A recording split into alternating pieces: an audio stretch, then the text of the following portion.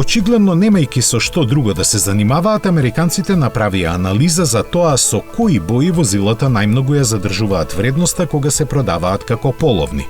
Разгледани се дури 700.000 возила од повеќе категории стари 3 години кои го смениле собственикот во периодот помеѓу 2017 и 2020 година. Резултатите, благо кажано, се изненадувачки. На врвот се најде жолтата боја со која автомобилите губат само 20,4% од вредноста, што е скоро двојно помалку од просекот кој изнесува 37,6%.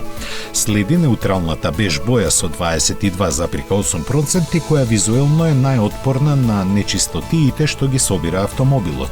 На пристојно расстојание зад нив се портакаловата и зелената, додека популарните бои кои се среќаваат кај новите автомобили се групирани околу просекот.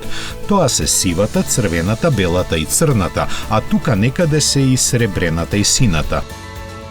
На дното на листата сосема разбирливо се наоѓаат виолетовата, кафеавата и златната боја, кои придонесуваат автомобилите да загубат меѓу 41,2 и 45,6% од првобитната вредност.